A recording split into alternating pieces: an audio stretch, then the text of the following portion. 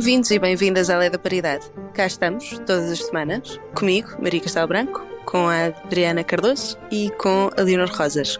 Ouviram bem? Um programa de comentário político feito por 3 mulheres jovens.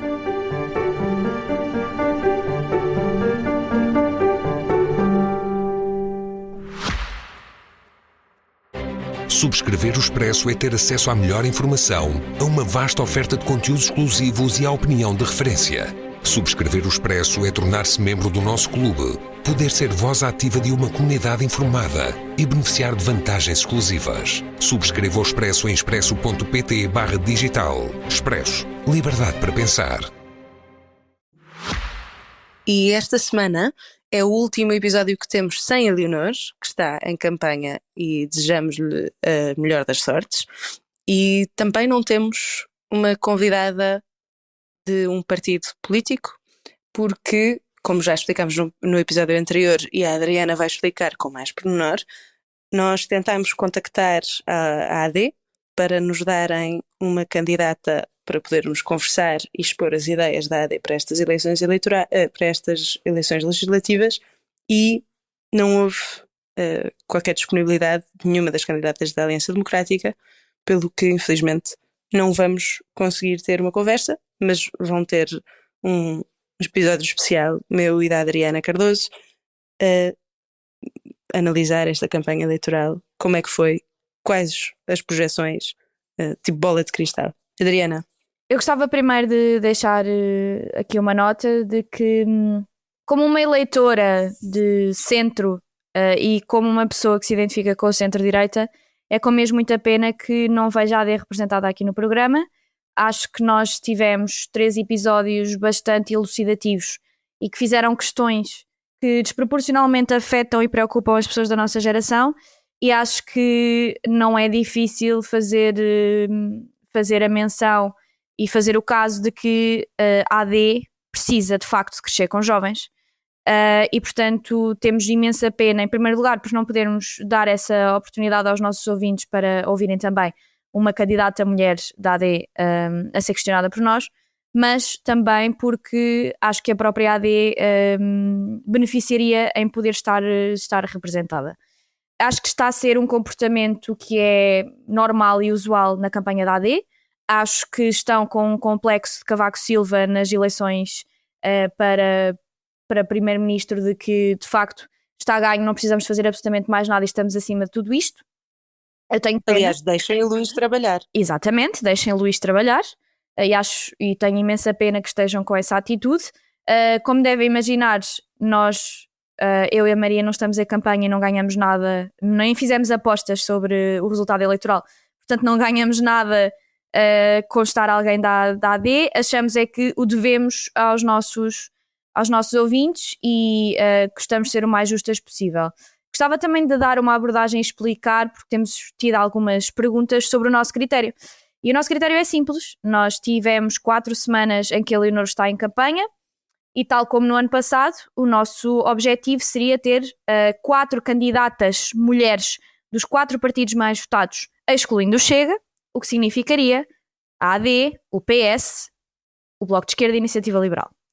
Nós... Só dizer uma nota, que não é os partidos mais votados nestas projeções de voto, são os partidos mais votados o ano passado. Exatamente, porque parece-nos que é um critério que tem mais lógica, porque as sondagens são o que são e nós trabalhamos com cenários reais que são exatamente esses.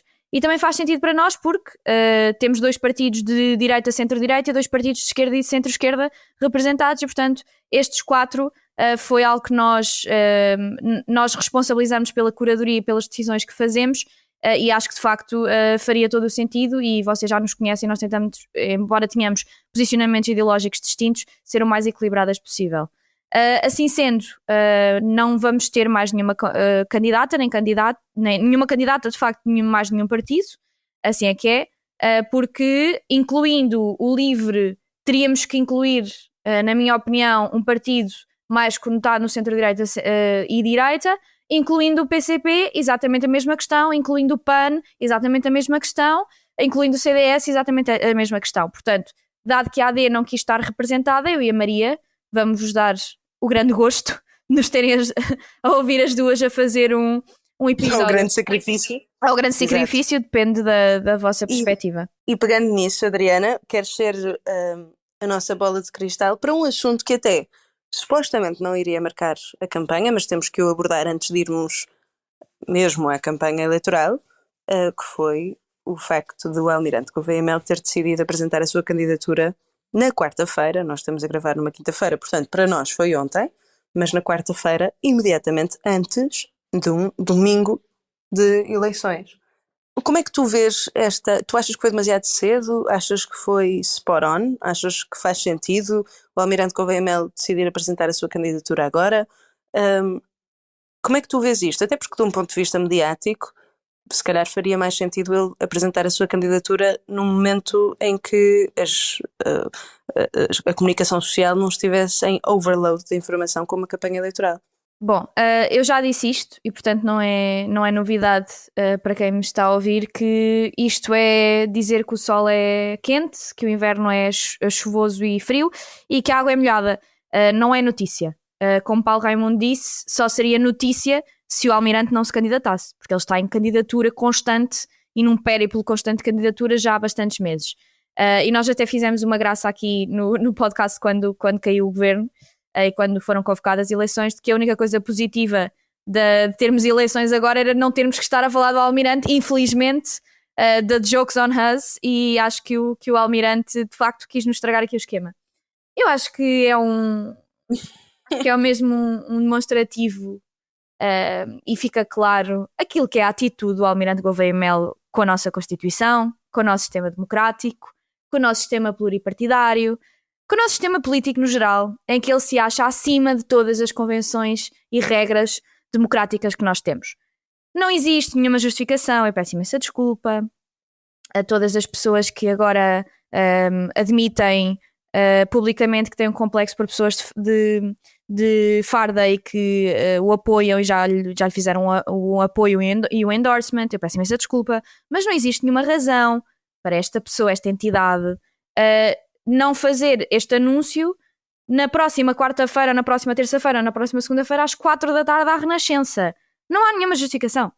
A única justificação é que ele quis entrar pela campanha adentro, que ele quis ser causa de conversa durante uma altura em que nós estamos em mesmo fase final, pelo final para os diferentes partidos, e mal, na minha opinião, porque se ele, por exemplo, tivesse no dia 19 anunciado a candidatura, no dia a seguir às eleições, depois de sabermos quem ganhou, e nos dizer qual é que seria a sua praxe presidenciável relativamente a se o partido mais votado deve formar governo ou se deve ser quem consegue substanciar ou consubstanciar uma maioria parlamentar estável, eu aí ainda lhe dizia parabéns, respeito o esforço, não concordo, mas respeito o esforço.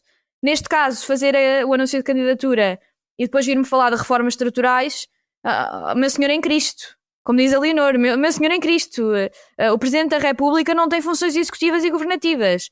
O Presidente da República não tem qualquer mão nas formas estruturais, ou muito menos naquilo que é a forma de gerir os fundos europeus. Portanto, por favor, senhor, vá ter media training, contrata alguém melhor para lhe fazer a campanha, eu não sei. Mas seja o que for, pare de nos fazer passar vergonhas e, enfim, eu estou hoje bastante chateada por ter que estar...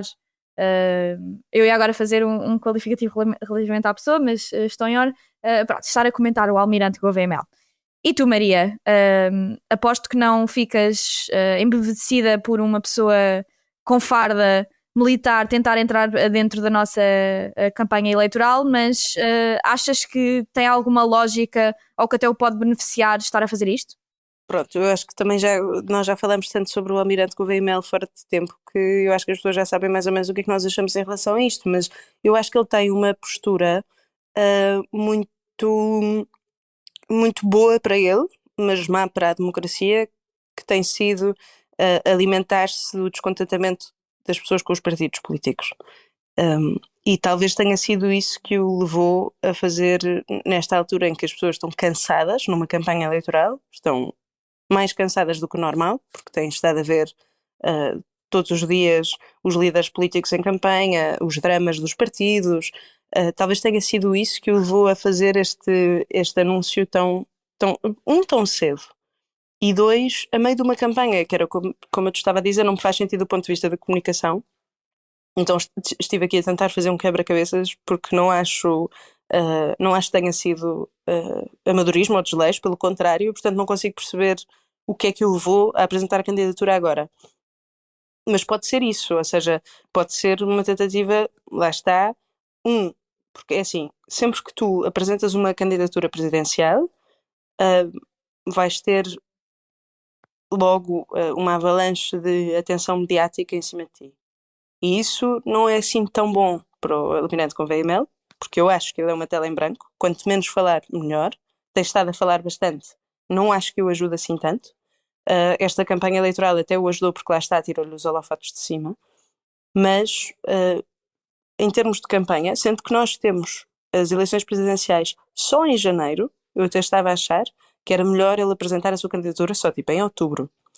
Mas há um problema que é, como tu dizias, ele apresentar a candidatura é como dizer que está a chover, estando a chover, percebes? Porque é um no-brainer, no sentido que já era óbvio para toda a gente, é um segredo muito mal guardado, é como Marcos Mendes, era um segredo muitíssimo mal guardado da política portuguesa, que já não choca ninguém, e portanto pode ter sido isso, ou seja, pode ter sido, pronto, eu estou formalmente aqui a apresentar a minha candidatura, mas não quero os holofotes todos em cima, então vou escolher uma altura saturada em termos de comunicação.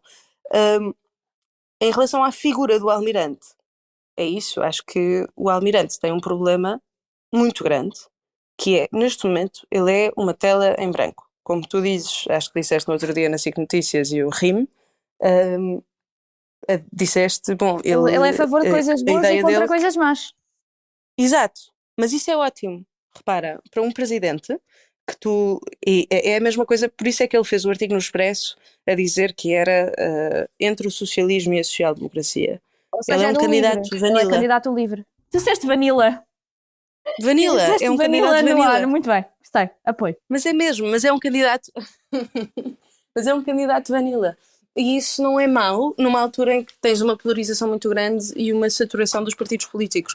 O problema é que sempre que ele fala vai afastar alguém. É impossível não afastares alguém quando tu és um quadro em branco no qual as pessoas estão a projetar as suas ansiedades e medos e ideias e ideologias. Sempre que tu falas, é impossível não causares descontentamento em alguém que está a projetar alguma coisa que tu de repente não projetas de volta, percebes? Então eu acho que quanto menos ele falar, melhor. Não sei se foi por isso que ele decidiu apresentar agora, mas acho um bocadinho contraintuitivo, porque fazer isto antes de um domingo de eleições, numa altura em que ainda por cima temos André Ventura a desmaiar todos os dias, eu espero que ele esteja melhor, mas em que isso está a ocupar os jornais nacionais, não sei se foi a melhor escolha em termos de campanha eleitoral. Mas passando mesmo para a campanha, até porque lá está, eu estou muito contente com a campanha eleitoral por não ter que falar das presidenciais todos os dias, durante um ano, e portanto vamos passar mesmo para a campanha. Adriana, qual é o teu balanço final? Até porque estamos na quinta-feira, vamos ter o fecho da campanha amanhã, e tu achas que foi uma campanha esclarecedora? Eu tenho mesmo esta questão. Achas que as pessoas se sentiram mais esclarecidas? Achas que o número de indecisos é um número sobreestimado pelas sondagens?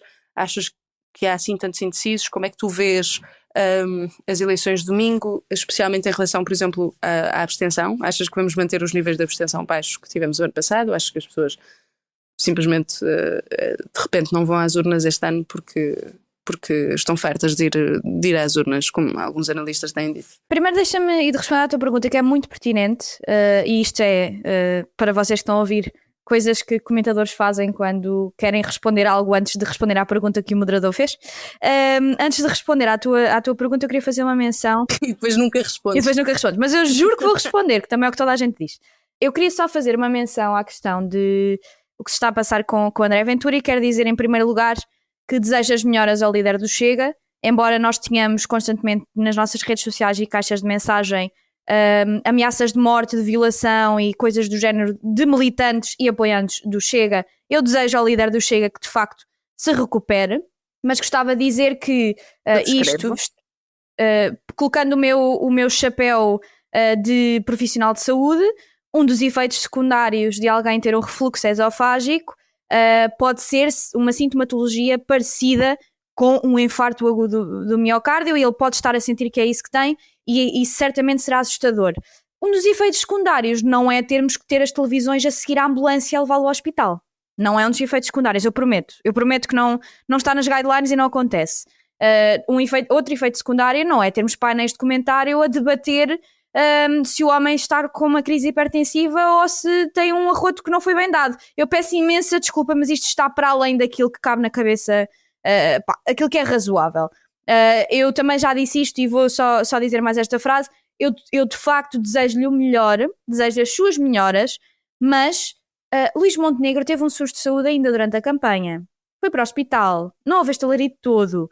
Eu não estou aqui a fazer um ranking de sustos de saúde. Estou só a dizer que devíamos ter aprendido com Donald Trump, devíamos ter aprendido com Bolsonaro e perceber que líderes de extrema-direita com um excessivo acesso a mediatismo, ter jornalistas a perseguir ambulâncias enquanto ele vai para o hospital, se calhar um bocadinho contraproducente, diria eu, porque se não se quer que eles tenham sequer 50 deputados, se calhar não trabalhar para eles terem ainda um bocadinho mais. Sobre a campanha, eu estava a falar ainda há uns dias com uma pessoa que percebe bastante campanhas e que eu prezo bastante, e me dizia algo que tem toda a razão. A campanha serve para não só os indecisos, mas principalmente os indecisos ficarem de acordo com a teoria do PS e do PSD e vontade dos dois, presos ao voto útil, ou de acordo com os partidos mais pequenos chegarem à conclusão de que o voto útil não é necessário. Assim sendo, parece-me que esta campanha muito dificilmente vai puxar o voto útil. Acho que esta campanha muito dificilmente vai ser esclarecedora a nível de sondagens até ao fim para conseguirmos perceber isso. Acho que Pedro Nuno Santos, principalmente, e é por aí que digo que acho muito difícil que ele tenha justificado o voto útil. Ele está sempre a bater na campanha de que o Rui Tavares, que o LIVRE, lhe estão a tirar a possibilidade de poder ganhar ao PSD, porque perdeu só nas últimas eleições por 50 mil votos, o LIVRE teve 200 mil e podia muito bem, dessa forma, ter ganho as eleições. Não acho que Pedro Nuno Santos tenha feito uma campanha em que se tenha qualificado como futuro primeiro-ministro deste país, e acho que não comprovou uma mais-valia em existir um voto no PS relativamente a um voto nos outros partidos de direita. E acho que o mesmo acontece a Luís Montenegro numa escala e num grau muito mais pequeno, relativamente, por exemplo, à Iniciativa Liberal, mas acho que o conseguiu fazer relativamente ao Chega. Acho que existe voto do Chega que vai transitar para o PSD, e acho que isso sim pode dar-lhe a vitória. Nós já vamos falar disso mais à frente, mas acho que nesta parte final da campanha, e notou-se pelos temas que foram falados, o anúncio, como tu bem te lembras, Maria, o anúncio absolutamente desajustado de alguma regra que já estava a acontecer anteriormente, que era a notificação de imigrantes que não estavam regularizados para saírem do país. Isso já acontecia. Essa tentativa de colocar esses temas em cima da mesa durante a campanha para fazer aquele jogo de eleitores do Chega podem vir para nós porque nós we see you, we hear you, we understand you, que é algo que os democratas americanos dizem muitas vezes. É algo que eu acho que penetra e que faz sentido, e acho que mais facilmente se puxa voto útil à direita do que se puxa voto útil à esquerda. E passaria de novo para ti, Maria, perguntando-te que acho que nós não perspectivávamos que grandes temas estruturais do país fossem falados nestas eleições. Mas tu achas verdadeiramente, por exemplo, soube-se ontem que a questão da Spin Viva voltou acima da mesa, tu achas que o eleitorado está minimamente preocupado com isso neste momento e achas que isso impacta a campanha? Acho que infelizmente não, por várias razões. Porque eu acho que a tua pergunta tem duas dimensões, que é, se foram discutidos temas relevantes, eu acho que não. E dois, se o eleitorado já decidiu o que tinha a decidir em relação à empresa do primeiro-ministro, e eu acho que sim. Ou seja, e acho que todos os líderes partidários perceberam isso muito cedo. Até me arriscaria a dizer que quem percebeu isso mais cedo foi André Ventura, porque apesar de ter feito números e contranúmeros e tudo e mais alguma coisa antes da moção de confiança e durante a moção de confiança e a seguir, depois quando teve o debate com o primeiro-ministro em que tinha um palco extraordinariamente importante e único para o confrontar com a questão da Spin Viva, decidiram o fazer. E André Ventura, acho que todas as coisas que ele faz são muito calculadas. Não acho que não o tenha feito porque se esqueceu, não é? Eu acho que ele fez porque percebeu, através de. E os partidos têm acesso a sondagens internas e mesmo as sondagens que têm saído dos principais jornais portugueses têm dito que a SFI Não Viva não tem sido um fator assim tão relevante na decisão do voto porque a oposição não conseguiu explicar aos portugueses porque é que é tão importante nós percebermos exatamente o que é que se passa com a SFI Não Viva e, na verdade, o Primeiro-Ministro conseguiu criar tanta confusão que ninguém percebia o que é que se estava a passar. Porque, repara, se nós olharmos para o caso, no início, aquela empresa era uma empresa de gestão de património. Luís Montenegro foi dizer, na primeira moção de censura, que não foi aprovada e que foi apresentada pelo Chega, foi dizer ao Parlamento que estava a ser absolutamente transparente e que aquela empresa tinha sido criada para gerir património que ele já tinha e para gerir uma herança dos pais. Depois foi-se perceber que, afinal, aquela empresa era uma empresa de consultoria para proteção de dados, que o Primeiro-Ministro tinha uma especialização na proteção de dados e, portanto, tinha empresas. Depois percebeste que era, na verdade, uma das empresas era a Solverde, que tem uma área tutelada pelo Estado, que é a área do jogo. Depois, afinal, foste percebendo que havia mais empresas e que havia uma gasolineira em Braga. Depois percebeste que ainda havia mais empresas do que o Primeiro-Ministro tinha avisado e que essas empresas não tinham sido declaradas contra a lei, contra o que a lei diz, não tinham sido declaradas o ano passado. Portanto, o Primeiro-Ministro estava, pelo menos, em irregularidade. E foi dizer, porque a Entidade para a Transparência lhe pediu que dissesse as empresas que tinha tido imediatamente antes de entrar em funções como Primeiro-Ministro, ou seja, quais são as empresas com que ele tinha avanças durante o tempo em que esteve na SFI Não Viva.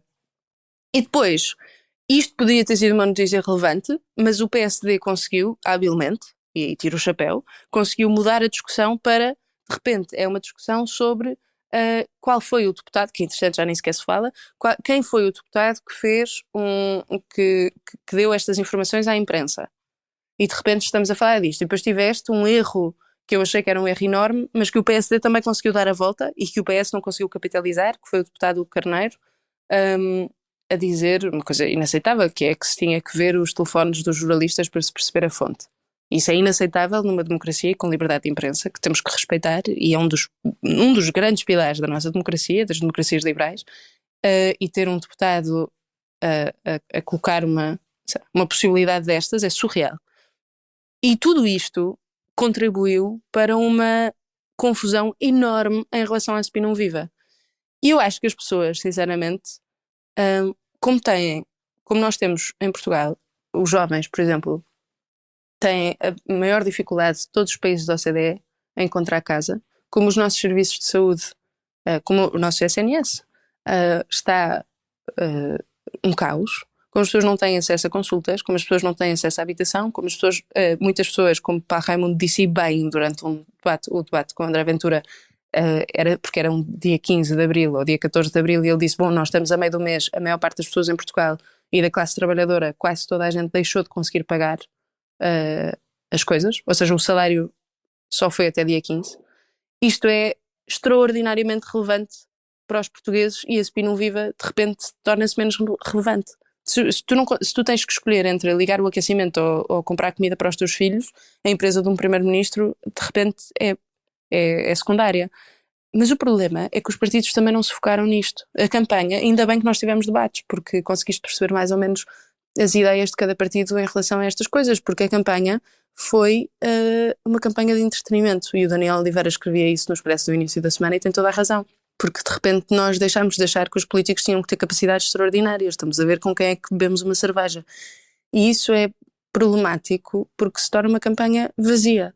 Mesmo o Partido Socialista, para os jovens, em relação à habitação, que é um tema de imensa relevância, tem dito e disse durante todo o tempo em que esteve na oposição que as medidas da AD eram más, e tinha razão, porque as medidas da AD focam-se só na procura e não na oferta, e portanto acabaram por aumentar o preço da habitação. Ele disse que eram más, mas depois incluiu estas medidas no programa. E, portanto, quais são as ideias para o país, qual é a alternativa? Eu acho que os principais partidos, o PS e o PSD, não conseguiram mostrar nada disso aos eleitores. Mas de repente também não é preciso, e portanto acho que foi uma campanha muito fraca, foi uma campanha chata, foi uma campanha vazia de ideias. Mesmo, de repente estamos a ver quem é que consegue deitar abaixo uma cerveja mais rápido, quem é que ganha num jogo de vôlei. A governabilidade é um tema que chateia as pessoas e que foi abordada, mas mesmo assim acho que foi pouco abordada. Corremos o risco de andar de eleição em eleição e isso não foi falado como foi o ano passado. Os líderes políticos não foram obrigados a dizer se viabilizavam um governo do outro, ou seja, o PS e o PSD não foram obrigados a dizer isto. Marcelo Rebelo de Sousa tentou, mas também o grávidas de Marcelo Rebelo de Sousa já se perdeu um pouco, portanto, por culpa do próprio. E de repente temos uma campanha que eu não percebo muito bem o que é. Eu não sei se tu concordas comigo, Adriana, mas a campanha, para mim, foi uma campanha muito pouco esclarecedora e, portanto... eu acho que não sou só eu acho que todas as pessoas concordam contigo, mas termina. Mas não, só para terminar, em relação às sondagens, eu não me esqueço, eu sei que isto já é um lugar comum de se dizer, mas é mesmo verdade, eu não me esqueço de 2022 em que na sexta-feira havia sondagens a dizer que o PSD ia ganhar e depois no domingo percebeu-se que o PS ganhou com a maioria absoluta, portanto eu não consigo fazer previsões baseadas nas sondagens, acho que demonstram, acho que têm a sua utilidade, acho que são fotografias do momento, acho que mostram uma tendência, mas é muito falível. E, portanto, eu não consigo perceber, eu acho que, genuinamente, eu acho que os indecisos são... acho que não me choca que os indecisos estejam a 18%, quer dizer, choca-me de um ponto de vista da saúde da democracia, mas acho normal que haja, neste momento, entre 15% a 20% de indecisos. Acho que as pessoas vão tomar a sua decisão à última e, portanto, não consigo prever quem é que sairá vencedor. O que eu consigo prever é que ou tens uma minoria da AD ou tens uma minoria do PS. Posso-vos engolir as minhas palavras na próxima terça-feira quando fizermos o programa já com a Leonor. Mas acho pouco provável que aí ele consiga uma maioria com a AD. Eu concordo contigo. Eu acho que concordo contigo neste aspecto. Acho que as sondagens valem muito pouco neste momento, no sentido em que há mesmo uma avalanche de indecisos e são eleições extemporâneas, no sentido em que as pessoas não queriam ir para eleições. E acho que nós não conseguimos prever neste momento o impacto que isso terá, por exemplo, a nível da abstenção.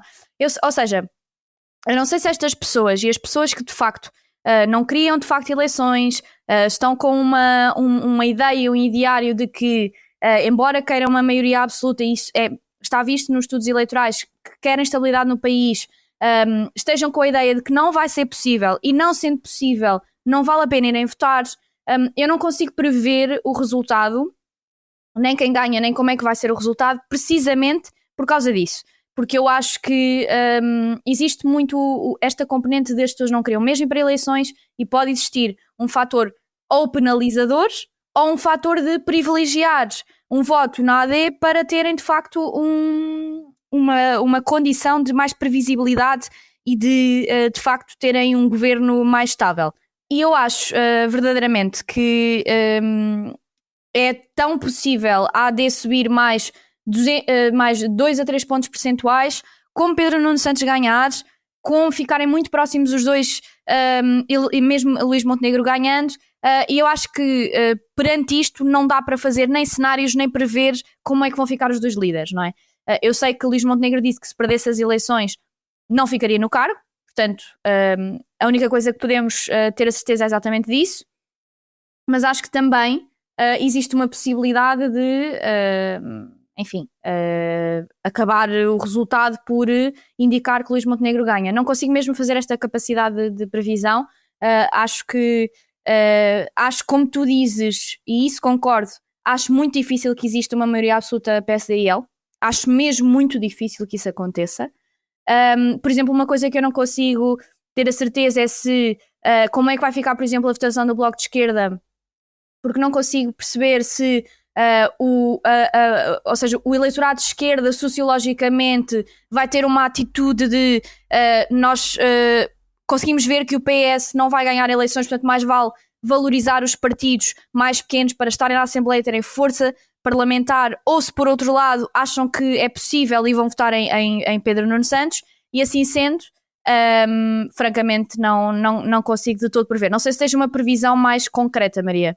Eu acho que só podes ter 3 cenários, que é, ou tens uma maioria absoluta, e aí acho que à esquerda é quase impossível, se dermos algum valor às sondagens, as sondagens não apontam, aliás apontam no contrário, no sentido contrário, e portanto, ou tens uma maioria absoluta à direita, e isto significa, tendo em conta que Luís Montenegro já foi muito, e bem, e eu tenho elogiado ao longo do último ano, já foi muito perentório quando disse não é não, ou tens uma maioria absoluta AD e L, ou tens um governo minoritário da AD, e isto significa, ok, para quem nos está a ouvir, significa que a AD e L têm menos votos do que a esquerda toda junta, sem contar com o Chega, por causa do não é não, ou tens um governo minoritário do PS, isto é, a AD e a L têm mais votos, mas o PS fica em primeiro, mas está com menos votos, a esquerda toda junta versus a direita democrática. E estas duas possibilidades são muito complicadas, porque de qualquer forma, imagina, por exemplo, Pedro Nuno Santos fica em primeiro e depois tens uma maioria à direita na direita democrática.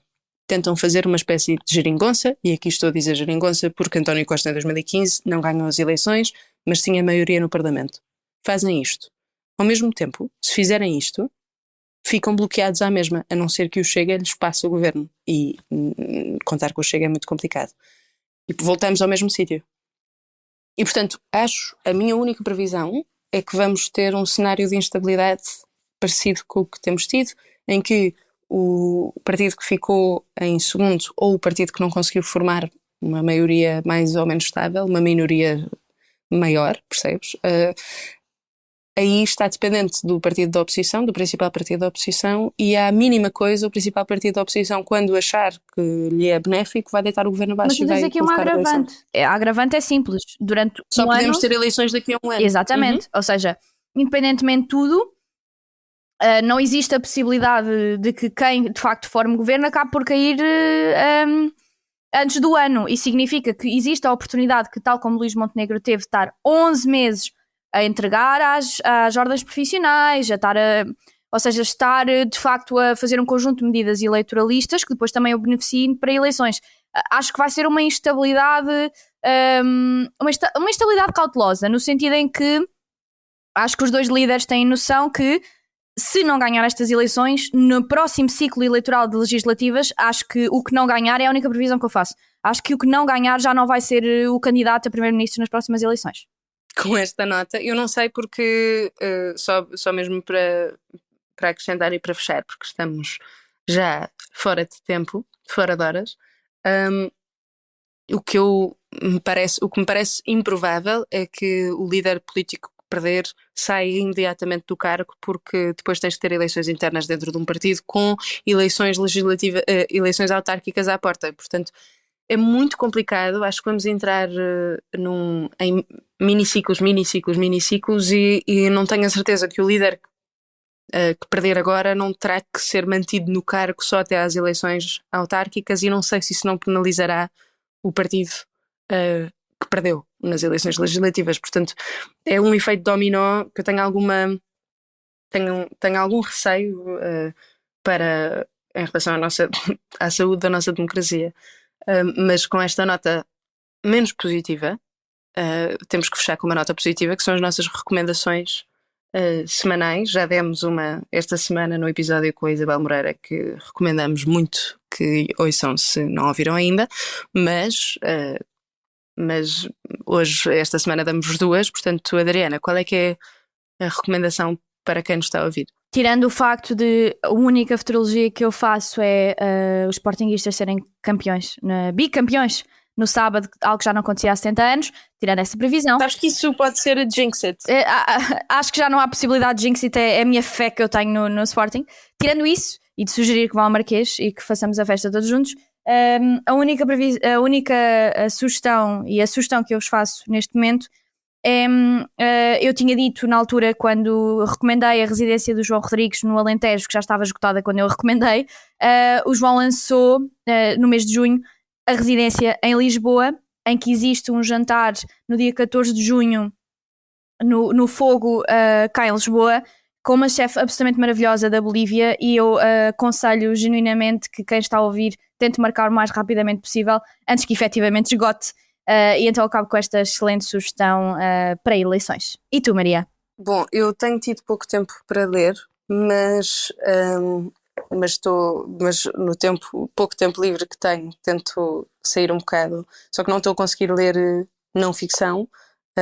Aliás, não estou a conseguir ler ficção, portanto estou a ler um livro da Joan Didion, que eu adoro, é uma autora que eu amo, que é o White Album, e em que ela fala, é uma coisa meio autobiográfica, meio não ficção, de análise política e cultural dos Estados Unidos depois dos anos 60, e são assim pequenos essays que facilita a leitura numa altura difícil em que não se tem tempo, e que são muito bons. Ela examina, ou seja, ela faz uma análise a partir da lente dela, que é muito interessante. Ela escreve muitíssimo bem dos eventos maiores dos anos 60 e pós-anos 60, fala das Black Panthers, fala das mulheres. É um livro muito interessante e que, se vocês estiverem sem tempo como nós, vale muito, muito a pena. E assim chegamos ao fim de mais um Lei da Paridade, um programa de comentário político semanal. Para a semana contamos com a presença tão esperada da nossa Leonor, que acabará a campanha. Desejamos-lhe muita sorte. E como sempre, podem ouvir-nos nas habituais plataformas de podcast e no site do Expresso e da SIC Notícias. Até à próxima semana.